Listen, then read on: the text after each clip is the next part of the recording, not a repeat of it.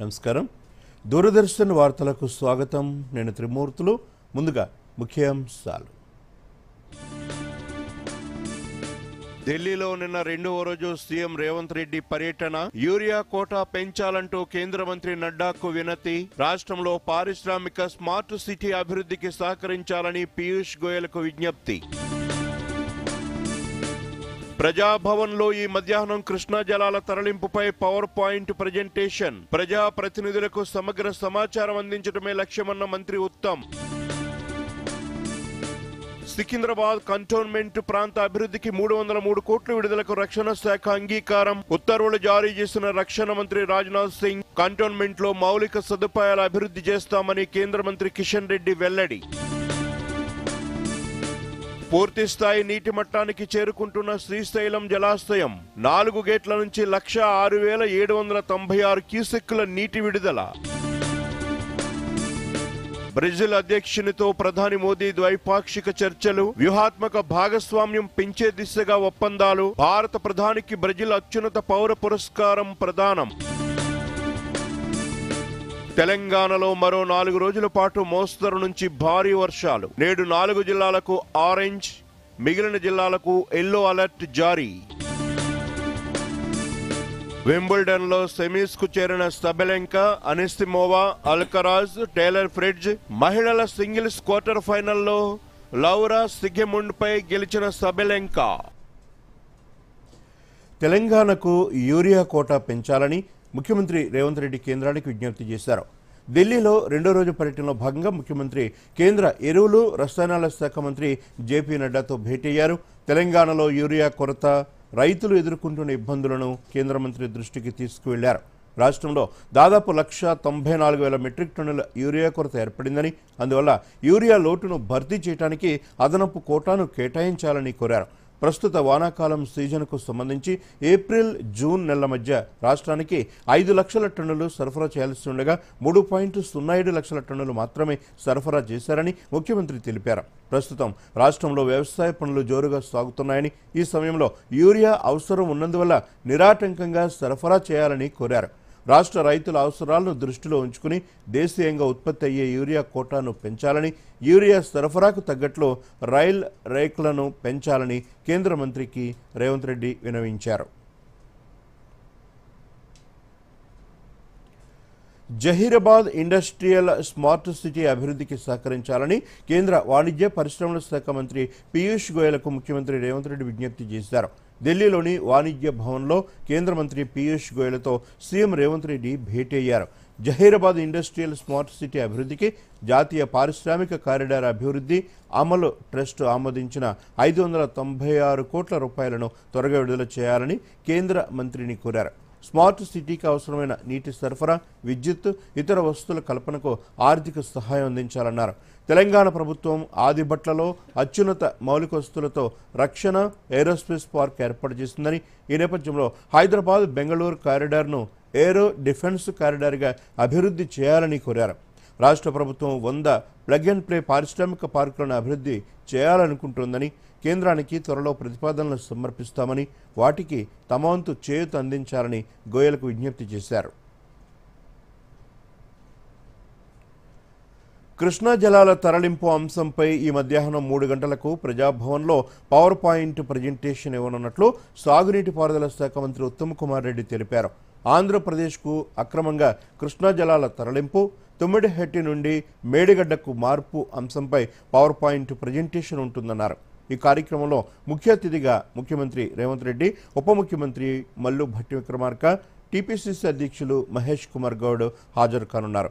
రాజ్యసభ సభ్యులు, పార్లమెంటు సభ్యులు, శాసన మండలి, శాసనసభ సభ్యులతో పాటు వివిధ కార్పొరేషన్ల చైర్మన్లు, నియోజకవర్గాల ఇన్ఛార్జీలను పవర్ పాయింట్ ప్రజెంటేషన్కు ఆహ్వానించామన్నారు. తెలంగాణ ప్రాంత ప్రజాప్రతినిధులకు ఈ అంశంపై సమగ్రమైన సమాచారాన్ని అందించేందుకు ఈ కార్యక్రమాన్ని ఏర్పాటు చేస్తామని పేర్కొన్నారు. సికింద్రాబాద్ కంటోన్మెంట్ పరిధిలో అభివృద్ధి పనుల కోసం 303 కోట్ల రూపాయలు వెచ్చించేందుకు రక్షణ శాఖ మంత్రి రాజ్నాథ్ సింగ్ అంగీకరించారని కేంద్ర మంత్రి కిషన్ రెడ్డి తెలిపారు. ఈ నిధులతో కంటోన్మెంట్ పరిధిలో భూగర్భ, మురుగునీటి పారుదల, మంచినీటి సరఫరా వ్యవస్థలను మెరుగుపరచాలని, నాళాల పొడవున రిటైనింగ్ గోడల నిర్మాణాలు చేపట్టాలని, అంతర్గత రహదారుల నిర్మాణం వంటి అనేక అభివృద్ధి పనులు చేపట్టాలని రక్షణ శాఖ సికింద్రాబాద్ కంటోన్మెంట్ బోర్డును ఆదేశించిందన్నారు. కంటోన్మెంట్ భూములను ఎలివేటెడ్ కారిడార్ల కోసం హైదరాబాద్ మెట్రోపాలిటన్ డెవలప్మెంట్ అథారిటీకి బదిలీ చేస్తున్నందుకు గాను రక్షణ శాఖకు చెల్లించాల్సిన పరిహారాన్ని స్థానికంగా అభివృద్ధి పనులకు ఖర్చు చేసే విధంగా ఉత్తర్వులు జారీ చేసినట్లు చెప్పారు. ఇందుకు రక్షణ మంత్రి రాజ్నాథ్ సింగ్ కిషన్ రెడ్డి ధన్యవాదాలు తెలిపారు.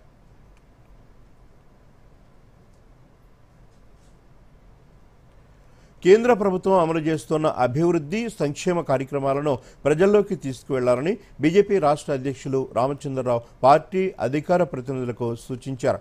కాంగ్రెస్ ప్రభుత్వం అధికారంలోకి వచ్చి దాదాపు 20 నెలలు కావస్తున్నా ఇచ్చిన హామీలు అమలు కాలేదని ఆరోపించారు.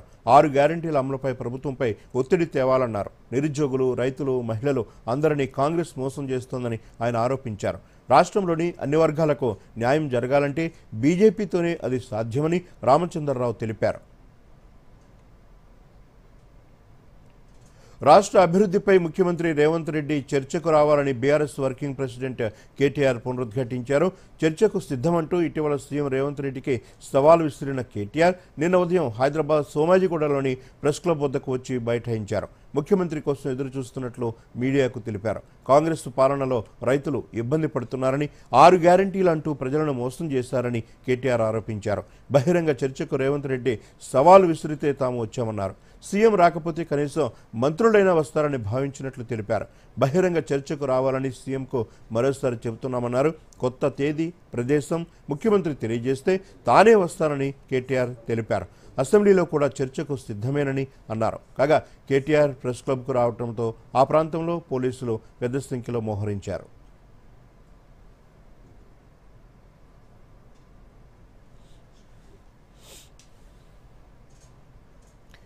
బీఆర్ఎస్ వర్కింగ్ ప్రెసిడెంట్ కేటీఆర్ చేసిన వ్యాఖ్యలపై డిప్యూటీ సీఎం బట్టి విక్రమార్క ఘాటుగా స్పందించారు. మాజీ ముఖ్యమంత్రి కేసీఆర్ శాసనసభకు వచ్చి చర్చకు సిద్ధపడాలని, తాము లెక్కలతో సహా సవాలుకు సిద్ధమని అన్నారు. ప్రజల పట్ల నిబద్ధత ఉంటే కేసీఆర్ అసెంబ్లీలో చర్చకు రావాలని, అక్కడే తేల్చుకుందామని స్పష్టం చేశారు. రాష్ట్ర ముఖ్యమంత్రిని ప్రెస్ క్లబ్కు రమ్మనటం ఏమిటని ప్రశ్నించారు. గోదావరి, కృష్ణా బేసిన్ జలాలపై అసెంబ్లీలో చర్చకు సిద్ధమని, కేసీఆర్ రావాలని మరోసారి సవాల్ విసిరారు. ఆషాఢ మాస బోనాల జాతర ఉత్సవాలు శాంతియుతంగా కొనసాగేలా అధికారులు సమన్వయంతో పనిచేయాలని మంత్రి పొన్నం ప్రభాకర్ అన్నారు. హైదరాబాద్ అంబర్పేటలో బోనాల జాతర ఉత్సవాలపై మంత్రి సమీక్ష నిర్వహించారు. ఈ సందర్భంగా పొన్నం మాట్లాడుతూ పోలీసు, రెవెన్యూ, దేవాదాయ శాఖ, జీహెచ్ఎంసీ, అగ్నిమాపక, విద్యుత్తు, జలమండలి, ఇతర విభాగాల అధికారులు ఒక ప్రణాళికతో భక్తులకు ఎలాంటి అసౌకర్యము కలగకుండా ఏర్పాట్లు పూర్తి చేయాలని సూచించారు. అంబర్పేటలో నూతనంగా నిర్మించిన ఫ్లైఓవర్, సర్వీస్ రోడ్లపై ఏర్పడిన గుంతలను యుద్ధ ప్రాతిపదికన పూర్తి చేయాలని సంబంధిత అధికారులను ఆదేశించారు. జంట నగరాల్లో జరిగే బోనాల ఉత్సవాలకు ప్రభుత్వం తరపున మంత్రులు పట్టు వస్త్రాలు సమర్పిస్తారని తెలిపారు. దొంగతనాలు, శానిటైజేషన్, మహిళల భద్రత కోసం ప్రత్యేక బృందాల ఏర్పాటుకు మంత్రి ఆదేశించారు. ఈ సమీక్ష సమావేశంలో కాంగ్రెస్ సీనియర్ నేత వి హనుమంతరావు, ఎమ్మెల్సీ బల్మూరి వెంకట్, ఎమ్మెల్యే కాలేరు వెంకటేష్, పోలీసు ఉన్నతాధికారులు, కార్పొరేటర్లు పాల్గొన్నారు. యాదాద్రి భువనగిరి జిల్లాలో భ్రూణ హత్యలు కలకలం రేపాయి. ఎస్ఓటి పోలీసులు నిర్వహించిన ఈ దాడుల్లో దారుణ ఘటన వెలుగు చూస్తుంది. లింగ నిర్ధారణ చేసి ఆడ శిశువు ఉంటే అబార్షన్లు చేస్తున్నట్లు గుర్తించారు. ఈ అంశాన్ని మానవ హక్కుల కమిషన్ సుమోటోగా స్వీకరించింది. విచారణ చేపట్టి చర్యలకు సిద్ధమైంది. ఈ అంశానికి సంబంధించి మరిన్ని వివరాలు మా ప్రతినిధి దయాకర్ అందిస్తారు.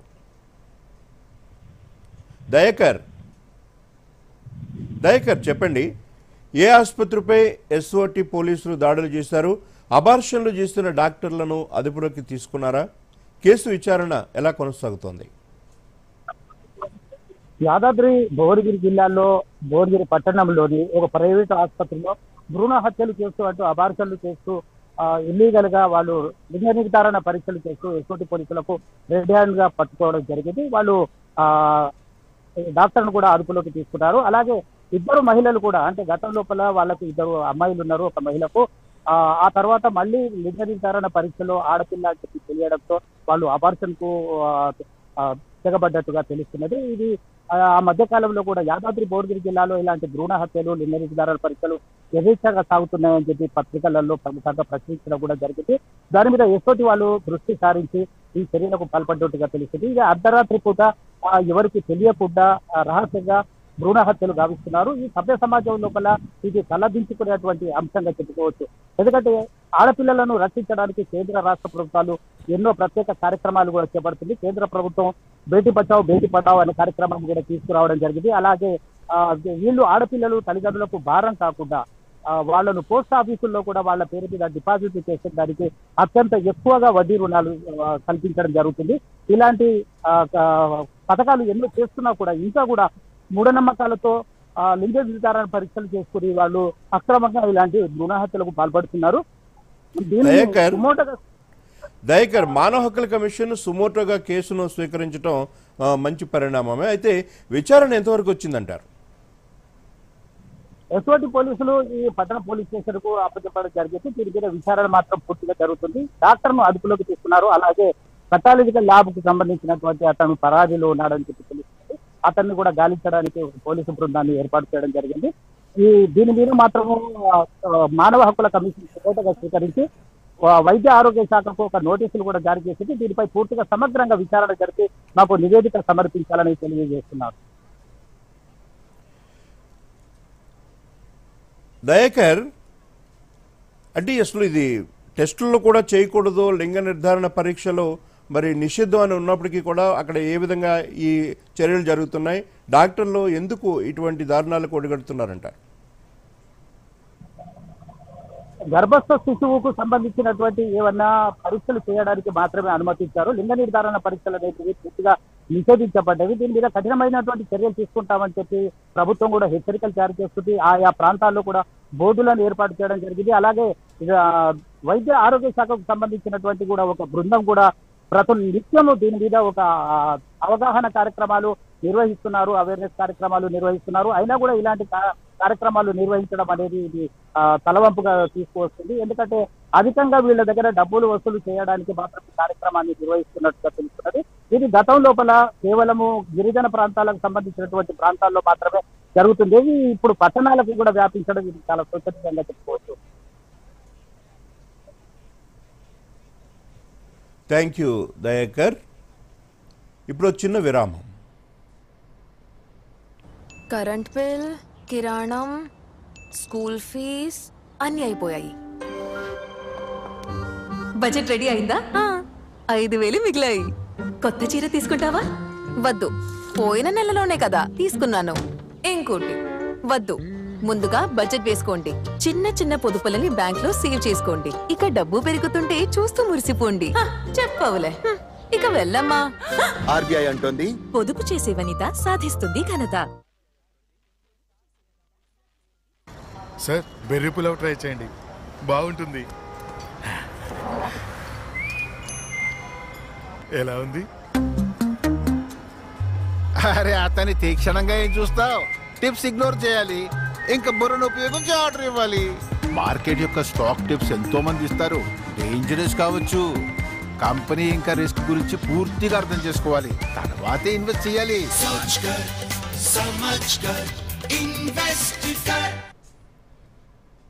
రైట్, వార్తలకు పునఃస్వాగతం. జగిత్యాల జిల్లా కేంద్రంలో ఎల్జీ రామ్ సొసైటీ ఆధ్వర్యంలో ఉచిత మెగా వైద్య శిబిరం నిర్వహించారు. స్థానిక సంస్థల MLC L Ramana, MLA doctor Sanjay Kumar పాల్గొని వైద్య శిబిరాన్ని ప్రారంభించారు. దాదాపు 1000 మందికి ఉచితంగా బీపీ, షుగర్, ఈసీజీ పరీక్షలతో పాటు డాక్టర్లతో వైద్య సహాయాన్ని కూడా అందించారు. ఈ సందర్భంగా ఎల్ రమణ మాట్లాడుతూ తన తండ్రి పేరుతో ఎల్జే రామ్ సొసైటీ ఏర్పాటు చేసి అనేక సేవా కార్యక్రమాలు నిర్వహిస్తున్నామని చెప్పారు. ఎమ్మెల్యే డాక్టర్ సంజయ్ కుమార్ మాట్లాడుతూ ప్రతి ఒక్కరూ ఆరోగ్యంగా ఉండాలంటే ముందుగానే వైద్య పరీక్షలు చేయించుకుంటే అనారోగ్య సమస్యలు రావని, పేదలకు వైద్యం అందించాలనే ఉద్దేశంతోనే ఈ ప్రత్యేక శిబిరాన్ని ఏర్పాటు చేసినట్లు తెలిపారు.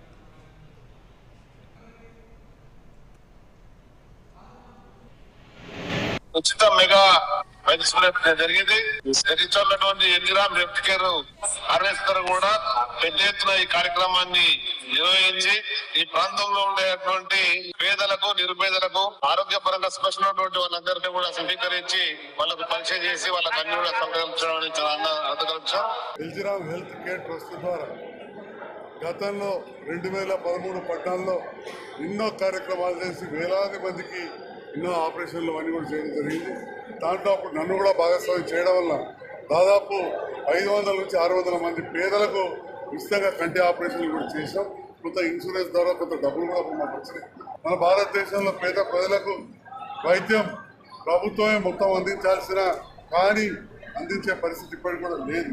అందువల్ల స్వచ్ఛంద సంస్థలు ఫిలాంథ్రఫీస్ తప్పకుండా ముందడికి రావాల్సిన అవసరం ఉంది. భద్రాద్రి కొత్తగూడెం జిల్లా భద్రాచలం శ్రీ సీతారామచంద్ర స్వామి ఆలయ ఈవోపై దాడి జరిగింది. ఆలయానికి సంబంధించిన తెలంగాణ ఆంధ్ర సరిహద్దు ప్రాంతం పురుషోత్తపట్టణంలో ఉన్న భూముల ఆక్రమణలను అడ్డుకునేందుకు వెళ్లిన ఆలయ ఈవో రమాదేవిపై గ్రామస్తులు దాడి చేశారు. దీంతో రమాదేవి స్పృహ తప్పి పడిపోయారు. వెంటనే సిబ్బంది భద్రాచలంలోని ఒక ప్రైవేట్ ఆసుపత్రికి తరలించారు. అవుట్సోర్సింగ్ ఉద్యోగి వినిల్ అస్వస్థతకు గురయ్యారు.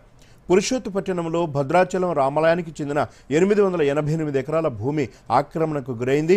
ఈ వ్యవహారంలో ఏపీ హైకోర్టు దేవస్థానానికి అనుకూలంగా తీర్పునిచ్చింది. అయితే అక్రమంగా చేపడుతున్న నిర్మాణాలను అడ్డుకునేందుకు వెళ్లిన ఈవోతో పాటు ఆలయ సిబ్బందిపై గ్రామస్తులు కర్రలతో దాడి చేశారు. ఈ దాడిని స్థానిక ఎమ్మెల్యే తెల్ల వెంకట్రావు ఖండించారు. దాడికి పాల్పడిన వారిని కఠినంగా శిక్షించాలన్నారు. రామాలయం ఏఈఓ భవానీ రామకృష్ణ మాట్లాడుతూ కోర్టు ఆదేశాలు ధిక్కరించి నిర్మాణాలు చేపడుతున్నారని అన్నారు. నిర్మాణాలను అడ్డుకునే ప్రయత్నంలో తమపై భౌతికంగా దాడి చేశారని చెప్పారు. ఎటపాక మండలం అల్లూరు సీతారామరాజు జిల్లా నందు స్వామివారికి 889 ఎకరాల భూమి ఉంది.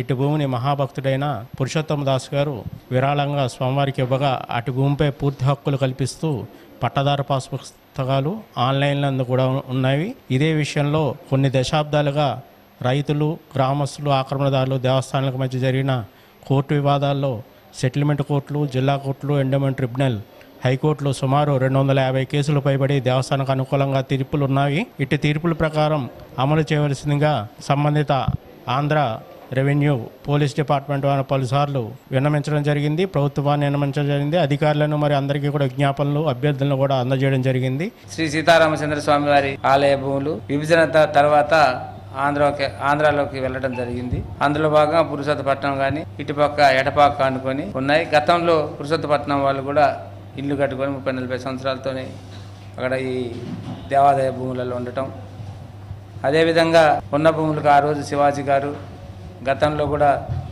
ఇలాంటి గొడవలు జరగటం, ఆ రోజు ఎంతవరకు ఉందో అంతవరకు ఫెన్సింగ్ వేయడం జరిగింది. గత 2 రోజుల నుంచి మళ్ళీ పురుషోత్తపట్నంలో ఇల్లు కట్టబోతా ఉంటే ఈవో గారు చూసాయగా వారికి ఇల్లు కట్టకూడదు, ఇవి ప్రభుత్వ భూములు, దేవాదాయ భూములు అని చెప్పిన పెడచెవిని పెట్టుకొని మళ్ళీ కన్స్ట్రక్షన్ మొదలు పెట్టడం జరిగింది. ఈవో గారు బృందంతో ఆ ఇంటి దగ్గర పురుషోత్తపట్నం వెళ్తే గ్రామస్తులందరూ ముక్కుమడిగా ఈవో గారి మీద దాడి చేసి మరియు అర్చకుల మీద దాడి చేయటం బాధాకరంగా ఉంది. Good girl.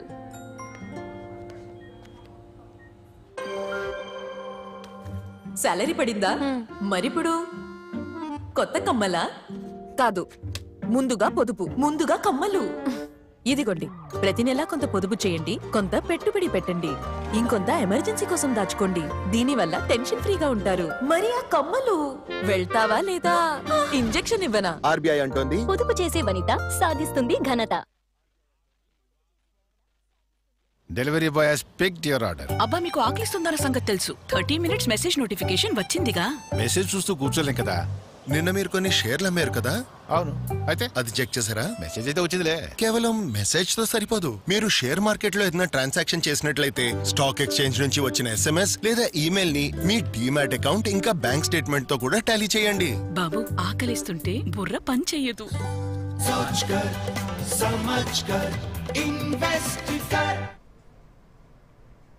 వార్తలకు పునఃస్వాగతం.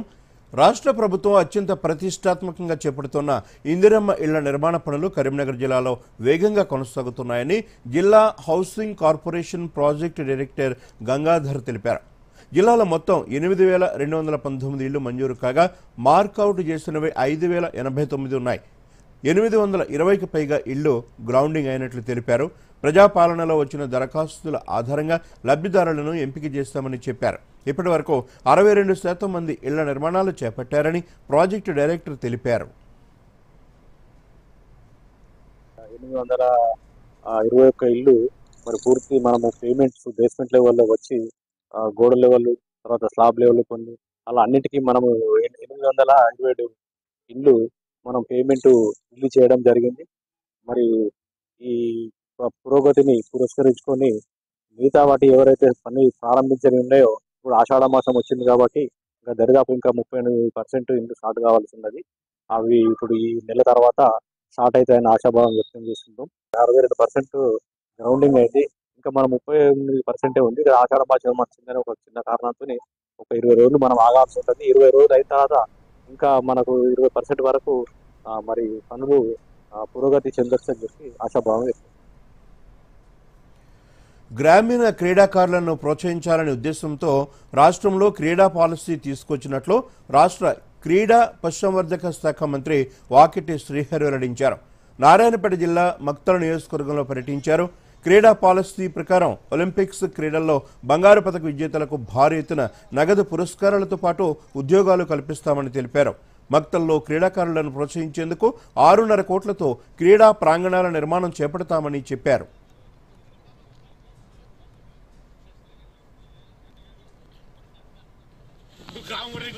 గ్రామీణ ప్రాంతంలో ఉండే స్కూల్స్ కించి పికప్ చేసి సీఎం కప్ అని పేరు పెట్టి గ్రామ స్థాయి నుంచి మండల స్థాయికి, మండల స్థాయి నుంచి కాన్స్టిట్యున్సీకి జిల్లాకు క్రీడాకారులని వెతికి తీసి జిల్లా స్థాయి నుంచి రాష్ట్రానికి, రాష్ట్రం కించి ఆయన పర్ఫార్మెన్స్ బట్టి ఎంతవరకు వెళ్ళగలుగుతారో అంతవరకు వెళ్లే విధంగా క్రీడా పాలసీ ఒకటి తీసుకొచ్చి ఒలింపిక్స్ లో గోల్డ్ మెడల్ గల మనం సాధిస్తే ఆ గోల్డ్ మెడల్ సంబంధించి ఒక ప్రోత్సాహకరంగా కొన్ని కోట్ల రూపాయలు ఇవ్వడం ఒకటే కాకుండా జాబ్ కూడా ఇవ్వాలనే ఆలోచన.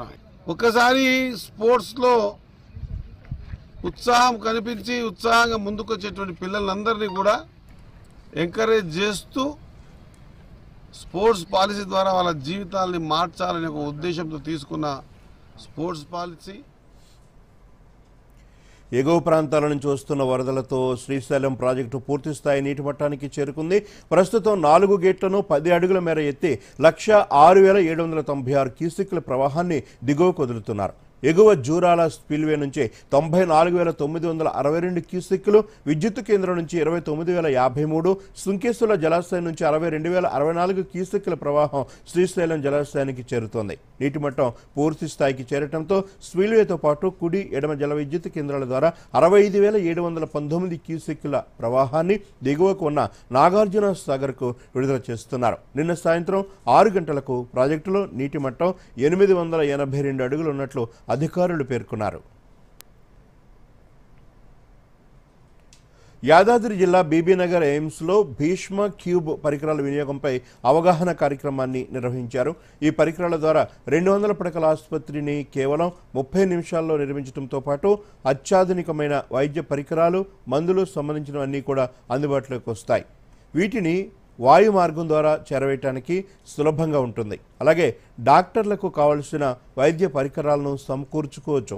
Air force vice air marshal retired Tanmay Roy మాట్లాడుతూ వికసిత భారత్లో భాగంగా 2023 జనవరి 31న ఆరోగ్య మైత్రి ప్రారంభంలో భాగంగా దీనిని ఏర్పాటు చేసేందుకు ప్రభుత్వం ఆలోచన చేసిందన్నారు. AIIMS superintendent doctor Abhishek Arora మాట్లాడుతూ ఈ భీష్మ క్యూబ్ రాష్ట్రానికి ఎంతో ఉపయోగకరంగా ఉంటుందన్నారు. హెచ్ఎల్ఎల్ ద్వారా ఎయిమ్స్ బీబీనగర్కి 2 భీష్మ క్యూబ్స్ని ఇవ్వడం జరిగింది. వాటిని ఎలా యూజ్ చేయాలి అనేది ఆ భీష్మ క్యూబ్ని కనుగొన్న professor and doctor Tanmay Roy గారు, రిటైర్డ్ ఎయిర్ వైస్ మార్షల్, వచ్చి మాకు డాక్టర్స్కి, నర్సింగ్ ఆఫీసర్స్కి, మెడికల్ స్టూడెంట్స్కి ఇవాళ ట్రైనింగ్ ఇవ్వడం జరిగింది. ఇక్కడ సుమారు 65 డాక్టర్స్ అండ్ పారామెడికల్ స్టాఫ్ ఇవాళ ట్రైనింగ్ తీసుకోవడం జరిగింది. Today's training on these Bhishma cubes, we had taken 60 nursing officers, the faculty and a group of other paramedical staff who will act as a training of trainers, or trainers training was done today, and which they will be training these things to other staff of our college. ये सारे organisation जब disaster care में integrate हो जाएंगे तभी जाके इसका अच्छा सक्सेस हमको फ्यूचर में देखेगा. देश बदल रहा है, हमारा देश वो नहीं है जो पहले था. अगर हमको 2047 में एडवांस नेशन, विकसित भारत होने का सपना अगर साकार करना है तो सारे डिफरेंट एलिमेंट्स जो मैंने अभी कहा सबको साथ आके कोहेजन में एक स्ट्रक्चर बनाना है जिसमें कुछ भी हो जाए हम लोगों की जान बचा सकते हैं. चाहे वो वॉर हो, चाहे वो डिज़ास्टर हो, चाहे वो मिसाइल स्ट्राइक हो एडवर्सरी से, या ड्राउनिंग हो, कुछ भी हो उसको. इसमें बहुत लोगों ने काम करा है. डॉक्टर्स हैं, product designer, graphic designer, packaging expert, pharmacy, pharmacology. 5 దేశాల పర్యటనలో భాగంగా ప్రధానమంత్రి నరేంద్ర మోదీ నేడు నమీబియా చేరుకుంటారు. నమీబియా అధ్యక్షుడు నెతుంబో ఆహ్వానం మేరకు ఈరోజు నమీబియాలోని విండ్ హుక్ ప్రధాని చేరుకుంటారు. నమీబియాలోని ప్రధాని మోదీకి ఇది తొలి పర్యటన. దాదాపు 3 దశాబ్దాల తర్వాత నమీబియాలో భారత ప్రధాని పర్యటించడం ఇదే తొలిసారి. ప్రధాని పర్యటనలో భాగంగా 2 దేశాల మధ్య పలు ద్వైపాక్షిక అంశాలపై చర్చలు జరుగుతాయి. ఇంధన భద్రత, ఆరోగ్యం, ఫార్మా వంటి కీలక రంగాల్లో సహకారాన్ని విస్తరించడంపై 2 దేశాల మధ్య అవగాహన ఒప్పందాలు కుదిరే అవకాశం ఉంది. ఈ పర్యటన సందర్భంగా ప్రధానమంత్రి నరేంద్ర మోదీకి నమీబియా అత్యున్నత పౌర పురస్కారం ప్రదానం చేయనున్నారు. తన పర్యటనలో భాగంగా నమీబియా పార్లమెంట్లో మోదీ ప్రసంగించనున్నారు. బ్రెజిల్ పర్యటనలో భాగంగా దేశ అధ్యక్షుడు లూయిజ్ ఇనాసియో లులా డా సిల్వాతో ప్రధాని మోదీ ద్వైపాక్షిక చర్చలు జరిపారు. ఉగ్రవాదంపై భారత్ బ్రెజిల్ ఆలోచన ధోరణి ఒకేలా ఉందంటూ సంయుక్త ప్రకటన విడుదల చేశారు. పహల్గాం ఉదంతం తర్వాత భారత్కు సంఘీభావం తెలిపినందుకు బ్రెజిల్కు డెసిల్వాకు మోదీ ధన్యవాదాలు తెలిపారు. ఇరు దేశాల వాణిజ్యం, అంతరిక్షం, పునరుత్పాదక ఇంధనం, ఆహారం, ఇంధన భద్రత, మౌలిక వస్తువులు, అభివృద్ధి, డిజిటల్ ప్రజా వస్తువులు, రక్షణ, భద్రత, ఆరోగ్యం, ఫార్మాస్యూటికల్స్, సంస్కృతి వంటి అంశాలపై 5 దేశాల అధినేతలు చర్చించారు. ఖనిజాలు, అధునాతన నూతన సాంకేతికతలు, కృత్రిమ మేధ, సూపర్ కంప్యూటర్లు అంశాల్లో సహకారం పెంపొందించుకోవడంపై చర్చించారు. ప్రస్తుతం $12 బిలియన్ ఉన్న వార్షిక ద్వైపాక్షిక వాణిజ్యాన్ని 5 ఏళ్లలో $20 బిలియన్ పెంచుకోవాలని లక్ష్యంగా నిర్దేశించుకున్నారు. ఇంధనం, వ్యవసాయం, డిజిటల్ వ్యవస్థలు, ఉగ్రవాదంపై పోరుపై సంయుక్త సహకారం కోసం 6 ఒప్పందాలు కుదుర్చుకున్నారు.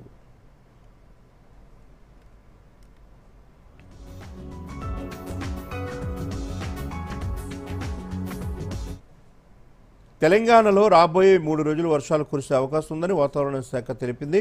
ఈరోజు ఆదిలాబాద్, ఆసిఫాబాద్, నిర్మల్ జిల్లాల్లో ఉరుములు, మెరుపులు గంటకు 40 నుంచి 50 కిలోమీటర్ల వేగంతో ఈదురు గాలులు వీస్తూ అతి భారీ వర్షాలు కురుస్తాయని హెచ్చరించింది. ఈ క్రమంలో ఈ 3 జిల్లాలకు వాతావరణ శాఖ ఆరెంజ్ అలర్ట్ జారీ చేసింది.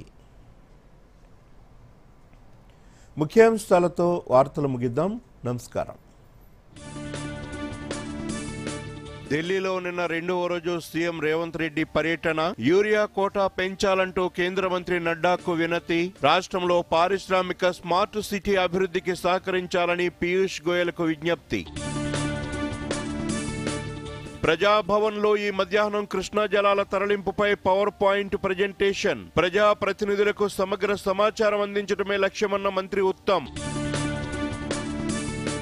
సికింద్రాబాద్ కంటోన్మెంట్ ప్రాంత అభివృద్ధికి 303 కోట్ల విడుదలకు రక్షణ శాఖ అంగీకారం. ఉత్తర్వులు జారీ చేసిన రక్షణ మంత్రి రాజ్నాథ్ సింగ్. కంటోన్మెంట్ లో మౌలిక సదుపాయాల అభివృద్ధి చేస్తామని కేంద్ర మంత్రి కిషన్ రెడ్డి వెల్లడి. పూర్తి స్థాయి నీటి మట్టానికి చేరుకుంటున్న శ్రీశైలం జలాశయం. 4 గేట్ల నుంచి 106,796 క్యూసెక్కుల నీటి విడుదల. బ్రెజిల్ అధ్యక్షునితో ప్రధాని మోదీ ద్వైపాక్షిక చర్చలు. వ్యూహాత్మక భాగస్వామ్యం పెంచే దిశగా ఒప్పందాలు. భారత ప్రధానికి బ్రెజిల్ అత్యున్నత పౌర పురస్కారం ప్రదానం. తెలంగాణలో మరో 4 రోజుల పాటు మోస్తరు నుంచి భారీ వర్షాలు. నేడు 4 జిల్లాలకు ఆరెంజ్, మిగిలిన జిల్లాలకు ఎల్లో అలర్ట్ జారీ. వింబుల్డన్ లో సెమీస్ కు చేరిన సబెలెంకా, అనిసిమోవా, అల్కరాజ్, టేలర్ ఫ్రిడ్జ్. మహిళల సింగిల్స్ క్వార్టర్ ఫైనల్లో లౌరా సిగిముండ్ పై గెలిచిన సబెలెంకా. దూరదర్శన్ యాదగిరి వార్తలను ఇప్పుడు సోషల్ మీడియాలో కూడా చూడొచ్చు. యూట్యూబ్ అయితే డిడి న్యూస్ తెలంగాణ, ఎక్స్ వేదికగా అయితే DD news Telangana @DD Yadagiri news, Facebook అయితే డిడి న్యూస్ తెలంగాణలో చూసి సబ్స్క్రైబ్ చేసి లైక్ చేయండి, షేర్ చేయండి.